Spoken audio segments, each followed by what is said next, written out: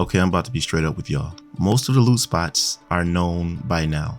When I put out my video before about Buried City and the secret rooms, a lot of people didn't really know about it back then. Now, every time I go on the map, it's probably looted or somebody's already in there and you're pretty much need to get ready for a fight. So the purpose of this video is just to let you know where these secret rooms are so that you can get as much currency as you can before the expedition reset, and just to have this knowledge of where they're at in general. Because the point is, there are going to be players at extractions camping waiting for people to come down there. So make sure you always throw a grenade in the corner, because people are always going to be ratting at extractions, and sometimes you're just going to run into other raiders and end up fighting them. That's just how the game works. So look at this guide as just a way to have knowledge about where to get the best gear and to accumulate the most amount of currency, whether it be for an expedition or not. And I decided to do the expedition. I know I was kind of vehemently against it, but now I think I'm going to do it. I mean, I might as well, right? Think about it. You lose everything, including your blueprints, but do you really craft most of the epic blueprints that you have, or snap hooks? I haven't lost a snap hook yet. It just depends on how you utilize them. Of course, you're going to lose weapons, but really, I mean, the 5 points that they give you in the long run are worth it. But let me quickly tell you about where these rooms are so that you can be in and out with fast money. And then we'll go over the rewards that you get for completing the expedition, which is great for the long run. So in my previous video, I already showed you this room, okay? It's located right here, not far from the Grandiose Apartments. It's a room that's not really listed on the map. It doesn't have any labels. It's just a small house that has a door that's barred. Once you pry it open, the loot room will have all kinds of trinkets and drawers that you can search. And sometimes there's a weapon box. And I actually found a Tempest blueprint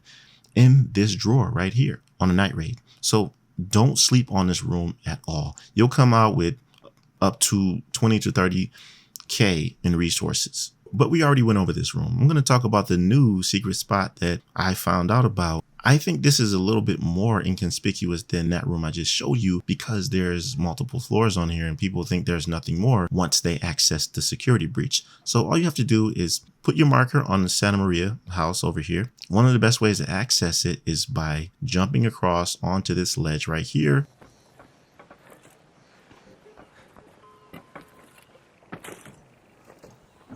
Then running into the top entrance. Make sure you close the door, put a noisemaker, a mine, whatever, so that once you go down, you know if somebody comes behind you so that you can be on alert, you know what I mean? But in this attic is a security breach, and we all know security breach always has some goodies. It's not as good as it used to be, but it's great for accumulating wealth. You never know where you're going to get. And then when you drop down the zip line, this is where you'll find all kinds of trinkets on the table. And all of these loot rooms are basically RNG. There's going to be something different in here every time. Sometimes there's a weapon box. Sometimes you'll find things unexpected that you would never think that you'd find. But that's the whole point. That's the beauty of these rooms. They're just utilized to accumulate wealth and find some great weapons here and there. As you can see here, when I opened up this one drawer, I found a deadline mine, one trinket, and something else useful. And as you make your way down here even more, you see there's a bag, and the weapon box is going to spawn in different places every time. Sometimes it's going to be on this couch. For me, it was right here this time. I got a Beretta, but that's okay. And that's it. And this was a pretty good run. The reason why I said this was inconspicuous is because people don't think that there's a bottom floor after they searched the security breach, because when I first came in here, the security breach had already been looted for the most part. And then when I came down, none of the room below was looted. So definitely hit both of these houses up because they're in close proximity to one another. And Buried City is not really a map that's big like Spaceport, where you have like stuff that's over 1,000 meters away. When you mark something on Buried City, you'll be there in no time.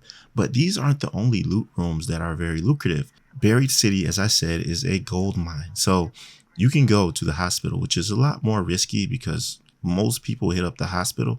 It's also one of those areas that's close to the edge of the map. So if somebody spawns over there, then of course they're going to be the first ones to get there.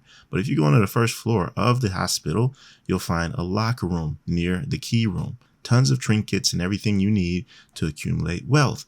Then you scour the other floors.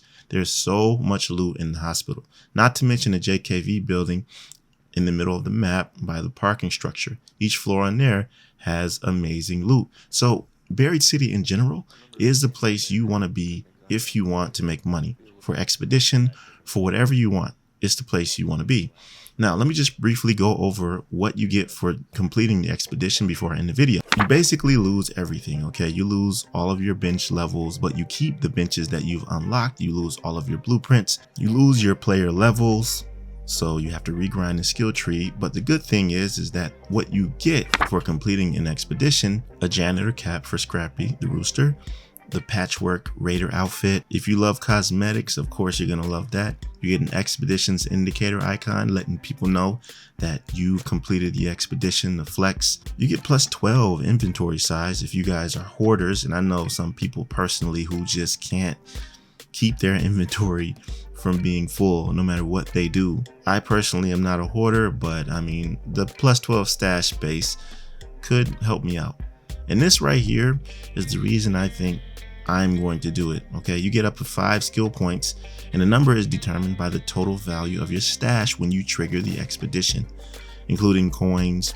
You gain 1 skill point for every million of stash value you own, up to 5 million.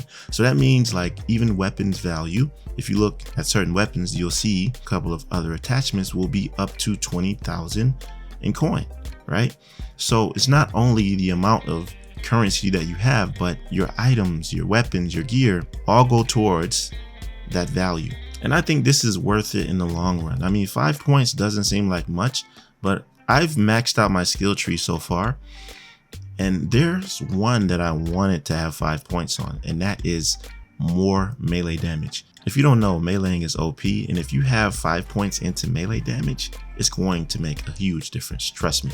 And then you have some temporary rewards with 6% material increase from Scrappy the Rooster. It can stack up to 18, 5% XP increase for when you're trying to regrind your skill tree. This can stack up to 15%, and 10% repair increase, and it could stack up to 30%. I think this is great because whenever I repair something, it only goes up by 50%. So to increase that another 30 would make me satisfied. And this is temporary, and I don't know how long this is going to be available. Personally, I think repair increase should be permanent, but that's just me. Anyways, I wanted to come here and let you know about how lucrative Buried City has been for me. Personally, out of all the maps, this has been the best when it comes to currency. Spaceport is good for killing Ark. Damn Battlegrounds is a great PvP map. So I think these maps are themed for specific purposes, and Buried City is for this. Let me know if you already knew about this secret loot room down in the comment section below, and also please include any other hidden rooms that you know of that we should explore on Buried City. I would greatly appreciate it. I appreciate you watching to the end. If it helped you out in any way, then like the video, and don't hesitate to subscribe to my channel if you're new here. I'll see you in the next one, fam. Oh yeah, and also let me know if you're going to be doing an expedition. I'll see you in the next one. Be right out.